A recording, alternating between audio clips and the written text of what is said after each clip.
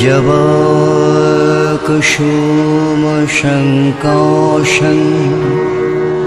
कश्यपेयं महाद्युतिं धन्तारिं सर्वपापगनं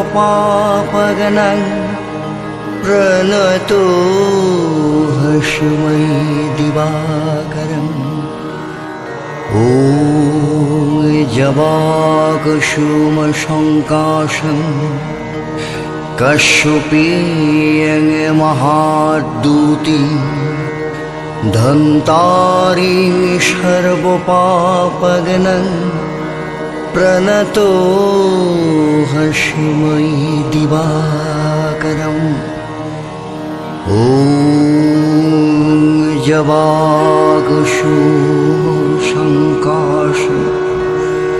कश्यपेयं महाद्युतिं धन्तारिं सर्वपापगनं प्रणतोऽस्मि दिवाकरम्।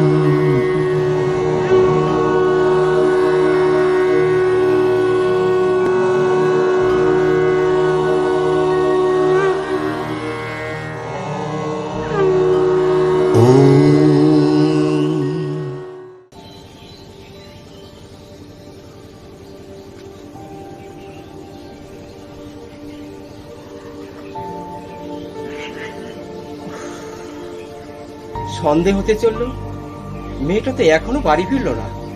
মেয়েটি বলে গেল, বাবা আমি একটু উত্তরপাড়ায় যাচ্ছি, কিন্তু এখনো তো মেয়েটা বাড়ি ফিরছে না। এরপর তো আবার অন্ধকার নেমে আসবে, রাস্তায় আবার ঘন জঙ্গল। না, আমি যে কি করি। সন্ধ্যের পর ওই রাস্তা দিয়ে একটা পিঁপড়ে পর্যন্ত পার হয় না। না, ওই মেয়েটাকে নিয়ে আমি আর পারি না। না, একটু এগিয়ে গিয়ে দেখি।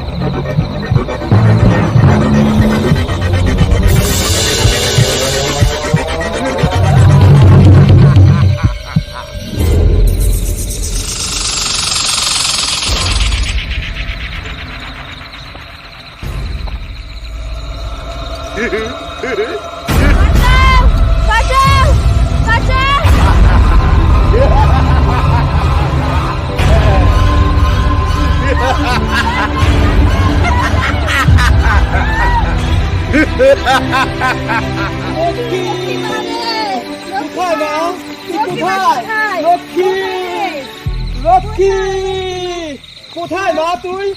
মা কোথায়? মা তুই কোথায়? লক্ষ্মী মা কোথায় গেলি তুই? মা লক্ষ্মী, লক্ষ্মী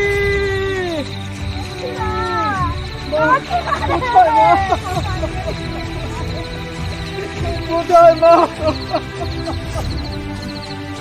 লক্ষ্মী ফিরে আয়। মা শুনতে পাচ্ছিস? লক্ষ্মী, মা লক্ষ্মী, জনার্দন কাকা, জনার্দন কাকা পেয়েছি। কোথায়? কোথায় আমার লক্ষ্মী? লক্ষ্মী, লক্ষ্মী, লক্ষ্মী, লক্ষ্মী, মা,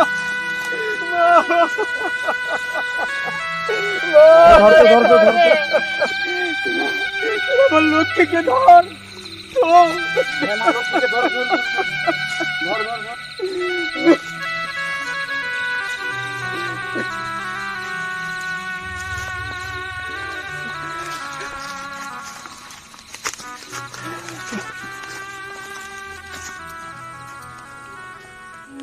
ভগবান শ্রীকৃষ্ণ আর বলরাম ঠিক যখন গোচরণে যাবে তার আগ মুহূর্তে বলরাম মাকে বলছে, আমাদেরকে ভালো করে সাজিয়ে দাও, আমরা গোচরণে যাব।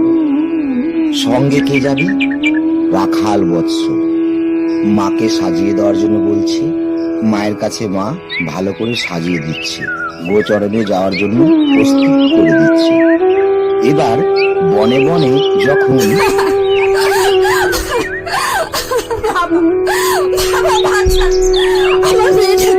তোমার কি হয়েছে মা, আমাকে খুলে বলো।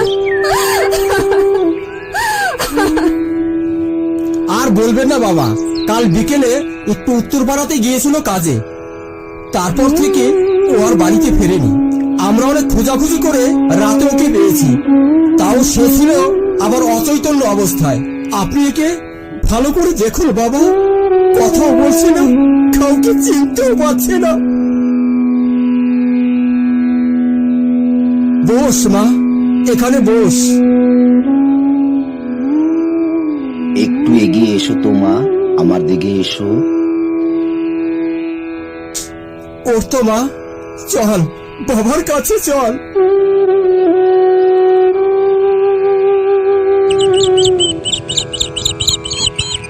আমার চোখের দিকে তাকাও তো মা, তাকাও।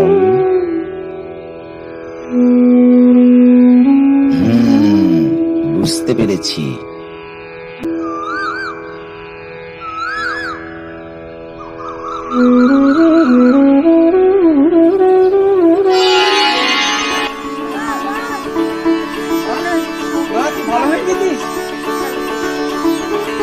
জয় বাবা, জয় জয়, আপনার জয়।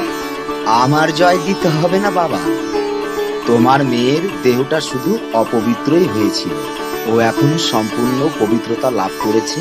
এখন ওকে তোমরা নিজ কুঠিরে নিয়ে যেতে পারো। ঠিক আছে বাবা, চল মা, বাবাকে ভর্তি কর।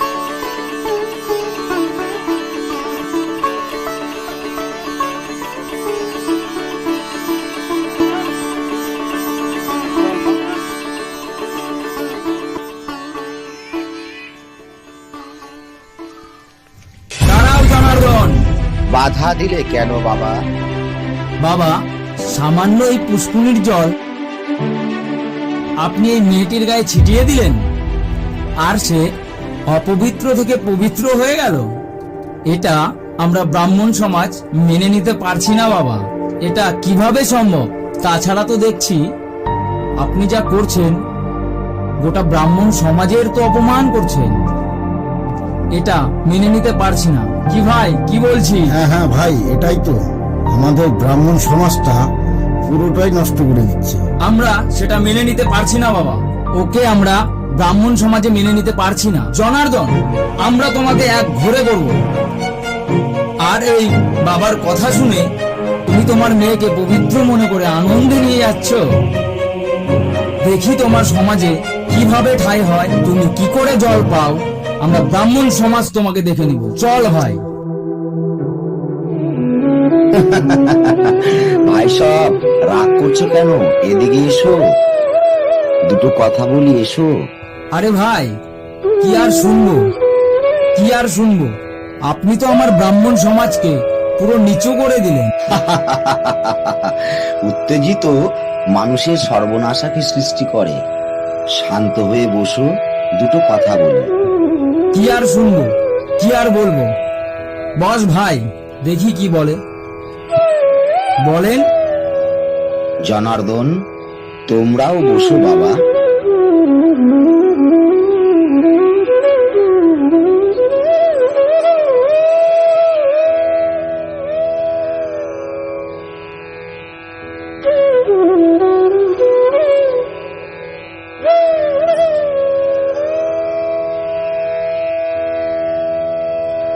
তোমরা যে কথাটা বলেছ তার অর্থ আছে, কিন্তু আমি যেটা করেছি সেটাও ব্যর্থ নয়।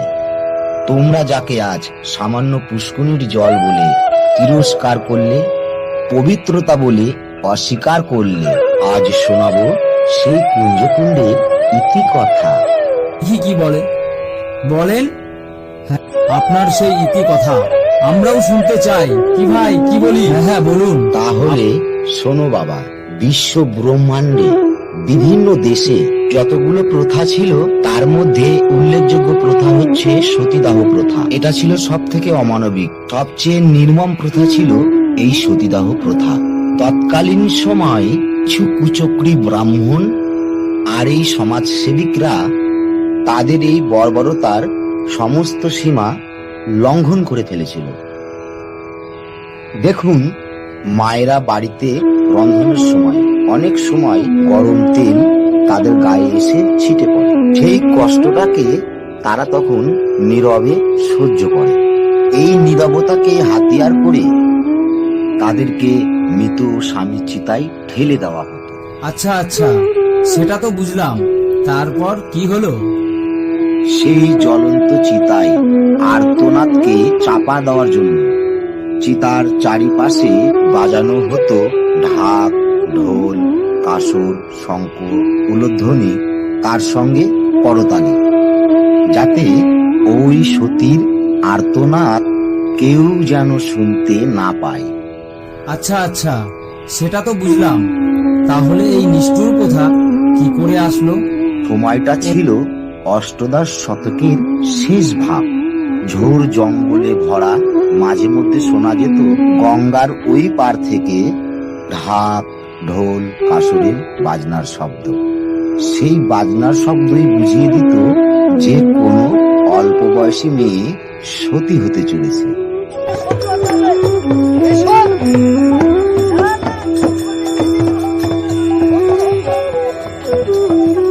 আচ্ছা বাবা, তাহলে এই সতী নামটা কি করে এলো? সতী নামটি এসেছিল দেবী সতী থেকে। তিনি ছিলেন রাজা দক্ষের কন্যা। সতী ছিলেন দেবাদিদেব মহাদেবের তার স্ত্রী। রাজা দক্ষ মেনে নিতে পারেননি তার মেয়ে শ্মশানচারী ভবঘুরীর সাথে তার মেয়ের বিয়ে। একদিন সতীর সামনেই শিবকে বা মহাদেবকে রাজা দক্ষ কঠোর ভাষায় তিরস্কার করেন।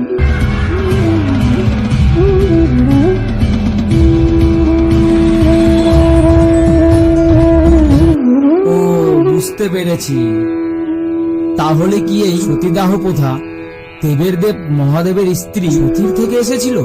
না, তবে হিন্দুদের আদিগ্রন্থ বেদ কিন্তু এই সতীদাহ প্রথাকে মান্যতা দেয়নি।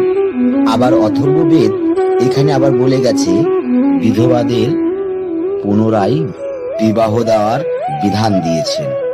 বিধবাদের পুনরায় বিবাহ? এ কি বলছে রে? তো জীবনেও শুনিনি। হ্যাঁ, শোনোনি? আজ শোনো।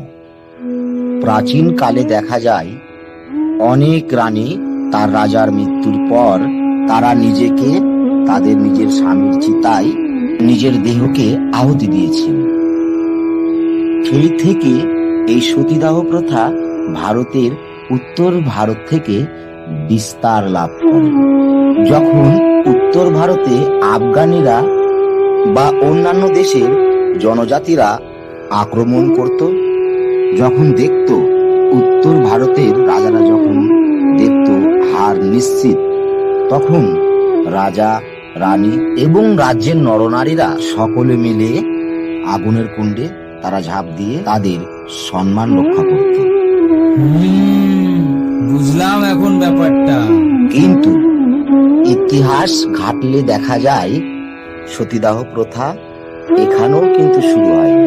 তাহলে কোথায় থেকে শুরু হয়েছিল? যখন আলেকজান্ডার ভারতের মাটিতে আসেন, ঠিক তখন সতীদাহের কিছু কথা তার লেখায় উল্লেখ করে গেছেন। কে আছেন? রাজা হর্ষবর্ধনের মা রানী যশোমতী। রাজা প্রভাকর বর্ধনের মৃত্যুর পর তার স্বামীর চিতায় নিজেকে আহুতি দেন। অবশ্য সেটাকে স্বইচ্ছায় মৃত্যুবরণ বলে ঘোষিত করা হয়েছিল। বাংলায় এই নির্মম সতীদাহ প্রথা শুরু হয়েছিল সেটা প্রায় জোরপূর্ব অষ্টদশ শতকের শেষ পর্যন্ত। এই সতীদাহ প্রথা রাজস্থানে বেশি প্রচলিত ছিল। এতে অবশ্য সমাজের যারা নিচু নিচু বর্ণের লোক তারা অবশ্য এই প্রথায় অংশগ্রহণ করত না। ভারতের অন্যান্য অঞ্চলে কিন্তু এই প্রথা এত চালু ছিল না। তাহলে কোথায় ছিল বাবা? তবে অষ্টাদশ শতাব্দীর শেষ ভাগে আচমকা অখণ্ড বাংলায় এই প্রথা বেশি প্রচলিত হতে লাগে। এর মূল কারণ ছিল সমাজের নিচু শ্রেণীর যে লোকগুলো ছিল তাদের সমাজের উঁচু স্থানে বসার আপ্রাণ চেষ্টা। এটাই হয়েছিল এই বাংলার সবচেয়ে বড় সমস্যা। বিশেষত কলকাতা থেকে হুগলিতে এর প্রচলন ছিল সবচেয়ে বেশি। সতীদাহের ইতিহাস ঘাটলে দেখা যায় বরাহনগর ও বাঁকুড়ায় সতীঘাটের উল্লেখ রয়েছে। আরো দেখা যায় হুগলি, বর্ধমান, নদিয়া, 24 পরগনা, কলকাতা এই শহরতলির মেয়েরাই সবচেয়ে বেশি সতী হতেন।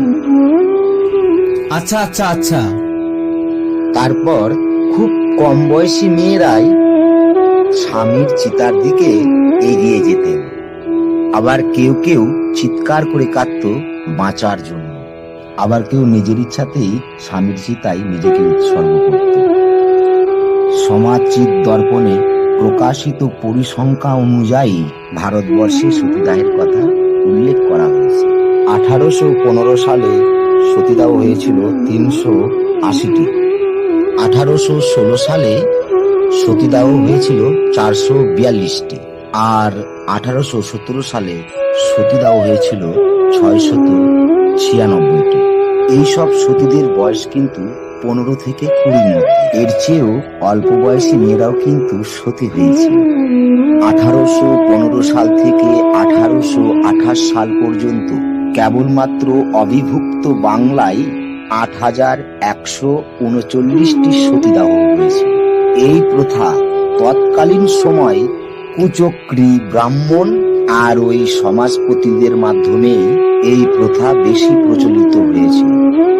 রাজা রামমোহন রায় তিনি দেখেছিলেন তার বৌদিকে জোর করে তার দাদার মৃত্যু চিতায় তুলে দিতে।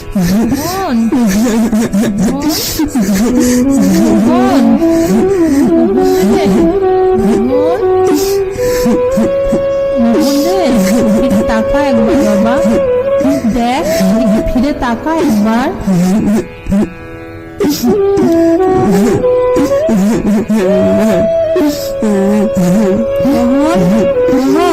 ভাই আমার, কি বৌদিমা, তুমি এই পোশাক কেন পরিধান করে আছো? আমি সত্যি হতে যাচ্ছি। না বৌদিমা, আমি তোমার সত্যি হতে দেবো না বৌদিমা, আমি তোমার সত্যি হতে দেবো না। না বৌদিমা, তুমি যাবে না বৌদিমা, আমি তোমার ছাড়া বাঁচবো না। আমি তোমার সত্যি হতে দেবো না বৌদিমা, আমি তোমার সত্যি হতে দেবো না। আমি তোমার সত্যি হতে দেবো না, তুমি যেও না বৌদি। বৌদিমা, তুমি যেতে হবে না বৌদিমা, আমার সত্যি হতে দেবো না। তুমি যাবে না, তোমার বৌদিমা যাবে না, তুমি যাবে না বৌদিমা, তুমি যেও না।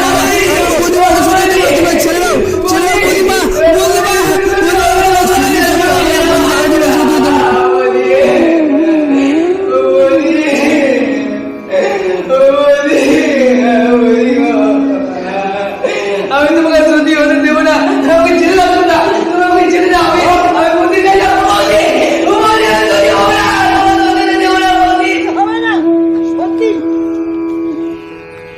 হে ঠাকুর, এই ব্রাহ্মণ সমাজের হাত থেকে সকল নারীদের তুমি রক্ষে করো ঠাকুর, রক্ষে করো। সেই দিন থেকে উনি প্রতিজ্ঞা করেছিলেন এই সতীদাহ প্রথা আর হতে দেওয়া যাবে না। তিনি শ্মশানে শ্মশানে ঘুরে বাড়ি বাড়ি ঘুরে লোককে বুঝাইতে লাগলেন এই সতীদাহ প্রথা আর হতে দেওয়া যাবে না, এটাকে বন্ধ করতে হবে। রাজা রামমোহন রায়ের তৎপরতায় লর্ড বেল্টিং এর সহযোগিতা 4 ডিসেম্বর 1829 সালে লর্ড বেল্টিং জারি করলেন সতীদাহ নিষিদ্ধ। আর এই সতীদাহর সাথে যারা যুক্ত থাকবে তাদেরকে ফৌজদারি আদালতে নিয়ে গিয়ে শাস্তির ব্যবস্থা করা হবে। বলেন কি এই ঘটনা সত্য? হ্যাঁ, একদমই সত্য কথা। 1830 সালের মাঝামাঝি এই ব্রাহ্মণরা আর এই সমাজপতিরা বোম্বে, মাদ্রাজে, হায়দ্রাবাদে বিভিন্ন জায়গায় ছড়িয়ে দিলেন এ আইন নিষিদ্ধ নয়, এ আইনের হার হয়েছে। এই প্রচারটা তারা চালু করলেন। কোথায়? তারপরে বাংলা, বিহার, উড়িষ্যা বিভিন্ন জায়গা থেকে হাজার হাজার কঠোরপন্থী ধর্ম অবলম্বী মানুষেরা পিটিশন জমা করলেন আইনের পক্ষে, যেন আইনটা কার্যকারী হয়। তাদের মধ্যে ইংরেজ সরকার আবার এসে একটু নাক গলাগলি করতে লাগলো। ব্যাপারটা লন্ডনের পিটি কাউন্সিলিং অব্দি পৌঁছালো। পিটি কাউন্সিলিং আইনের পক্ষে মত দিলেন। তখনও ভারতে পুরোপুরি সতীদাহ প্রথা বন্ধ হয়ে যায়নি। এই সতীদাহ প্রথা বন্ধ হতে সময় লেগেছিল প্রায় 46টি বছর। সময়টা ছিল 1961 সাল। আর এই প্রাচীন বাস্তবের মধ্যে এমনই এক সতী ছিলেন যে ওই কুঞ্জকুণ্ডে স্নান করে স্বইচ্ছায় নিজেকে নিজের স্বামীর চিতায় আহুতি দিয়েছিলেন। 1812 সালে রাজা রামমোহন রায় যেভাবে সতীদাহ আন্দোলন শুরু করেন,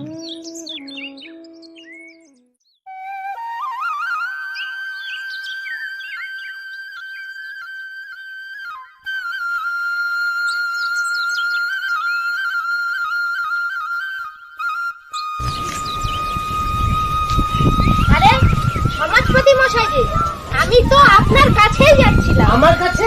হ্যাঁ হ্যাঁ, আপনার কাছে। আপনি কি কিছু শুনেছেন? কি শুনবো? কি হয়েছে? ওই যে আমাদের রাজা রামমোহন রায় আছে না, হ্যাঁ। ওই রাজা রামমোহন রায় সতীদাহ প্রথার বিরুদ্ধে রাজা রামমোহন রায় সব ব্রাহ্মণ সমাজের নামে সেই জজ কোর্টে মামলা দায়ের করেছে। কি বলছো তুমি? আর সব থেকে বড় কথা হলো আমাদের ব্রাহ্মণ সমাজের যতজন আছে সেই লিস্টে সবার নাম রয়েছে। আর তার থেকে বড় কথা হলো যে আপনার নামটি সবার প্রথমে রয়েছে। এ বাছা, তুমি বলছো কি? এ কথা কি সত্য? একদম সেই সূর্য চন্দ্রের মতো সত্য কথা। সেটা আমার কানে শোনা নয়, আমি নিজের চোখে দেখে এসেছি। তাহলে তো আর চুপচাপ বসে থাকা যায় না। চলো, সম্পূর্ণ ব্রাহ্মণ সমাজদেরকে ডেকে নিয়ে এসে আজই আমরা ওই রাজা রামমোহন রায়ের বাড়িতে যাব। হ্যাঁ হ্যাঁ, চলুন। এই অন্যায় অত্যাচার আর সহ্য করা যাচ্ছে না, আর এর একটা বিহিত করতেই হবে। হ্যাঁ হ্যাঁ, করতে হবে, চলো।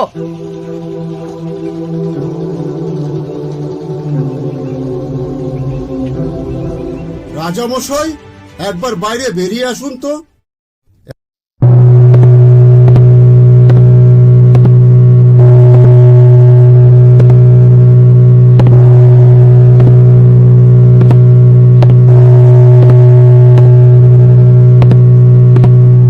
নায়ক মশাই ডাকছেন? একবার এদিকে আসলে ভালো হতো রাজামশাই। কেন, কি হয়েছে? সমাজপতি মহাশয় এসেছে ব্রাহ্মণ সমাজকে নিয়ে। হ্যাঁ, তা উনি কি বলছেন? আপনি নিজে কানে শুনুন ওরা কি বলছে। হ্যাঁ, সমাজপতি মহাশয়, আপনাদের কি আর্জি আছে? আপনার কি করে সাহস হলো এই ব্রাহ্মণ সমাজের বিরুদ্ধে ওই জজ কোর্টে কেস ধার্য করেছেন? এটা তো হবারই কথা ছিল। আপনারা যে এই সতীদাহ প্রথা অন্যায় কাজ করছেন তার পরিপ্রেক্ষিতে আমার এই মামলা করা। যেটা কাল হবার কথা ছিল সেটা আজ হয়েছে, ভবিষ্যতেও হবে। কারণ যে অন্যায় আপনারা করছেন তার প্রতিবাদ আমি করেছি, করব, ভবিষ্যতেও করে যাব। আপনাকে সাবধান করে দিচ্ছি সমাজপতি মহাশয়, এই সতীদাহ প্রথা বন্ধ করুন, না হলে আপনাদের সবাইকে জেলের ঘানি টানতে হবে।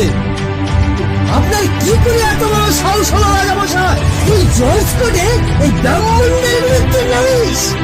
আমরাও দেখে নিচ্ছি। আপনার সাথে দেখা হবে ওই রাস্তার মাঝে। চলে এসো ভাই সাহেব, চলে এসো। ব্রাহ্মণদের এই কুসংস্কার আমরা মানছি না, মানব না। মানছি না, মানব না। ব্রাহ্মণদের এই কুসংস্কার আমরা মানছি না, মানব না।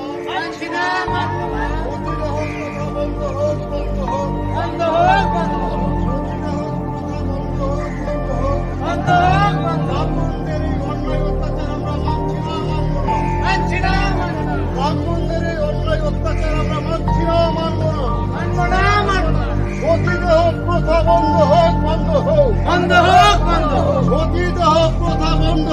বন্ধ হোক, বন্ধ হোক, বন্ধ হোক। এই অন্যায় অবিচার আমরা ব্রাহ্মণদের উপর মানছি না, মানছি না, মানবো না। ভাই সকল শুনতে পাচ্ছ, রাজা রামমোহন রায় বাড়ি বাড়ি গিয়ে সতীদাহ প্রথার বিরুদ্ধে প্রচার করছে। দাদা, এটা মেনে নেওয়া যায় না কখনো। একদম ঠিক বলেছেন, চলো তাড়াতাড়ি।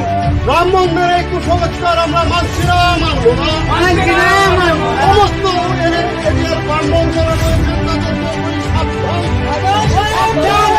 বন্ধ করো। সতীদাহ প্রথা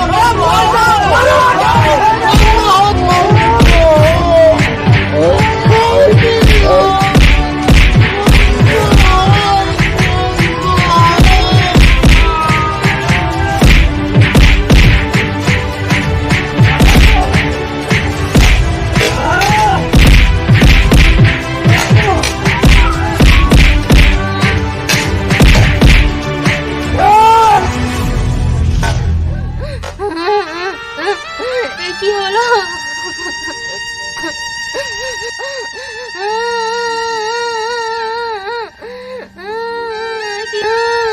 কি হয়ে গেল?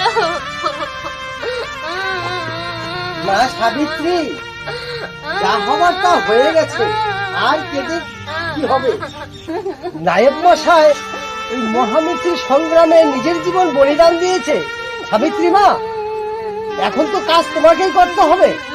এই ব্রাহ্মণ সমাজের রীতি বিচার অনুসারে এই বাকি কাজ তো তোমাকেই করতে হবে।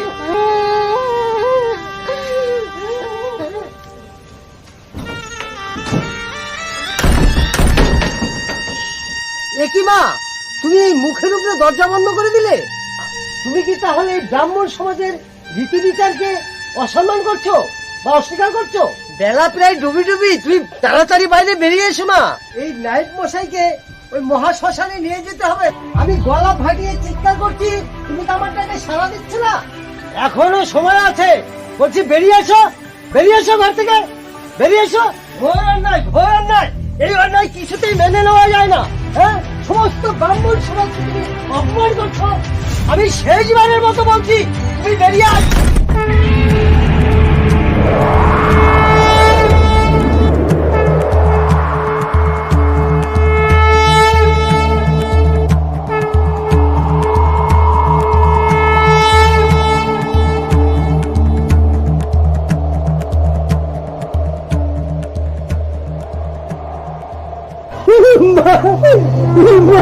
তোমাকে আমি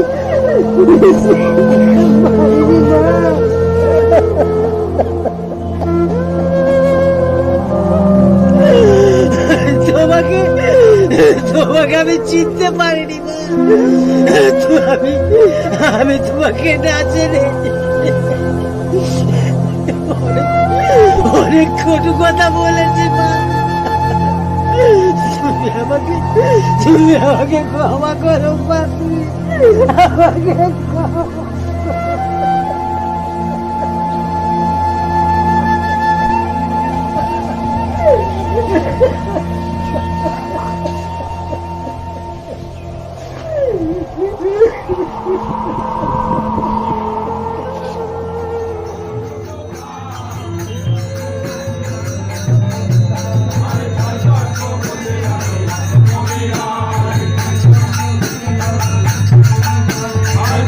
Bye.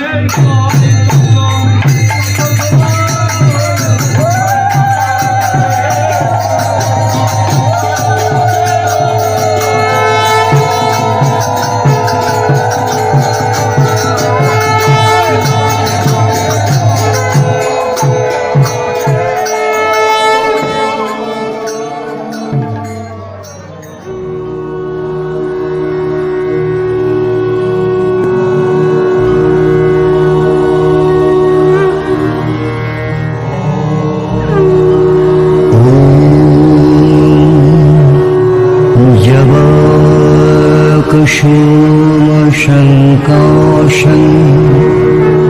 कश्यपेयं महाद्युतिं धन्तारिं सर्वपापगणं प्रणतो हर्षमय दिवाकरम् जवाकुसुमशङ्काशं कश्यपेयं महाद्युतिं धन्तारिं सर्वपापगणं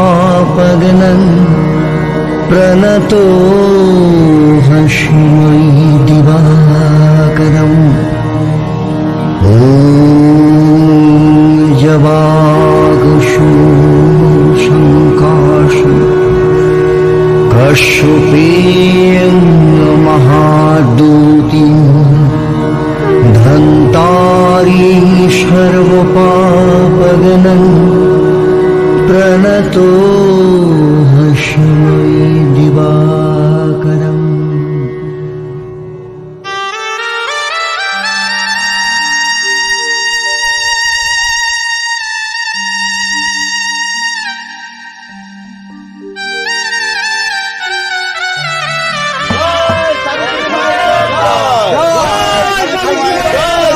মায়ের জয়।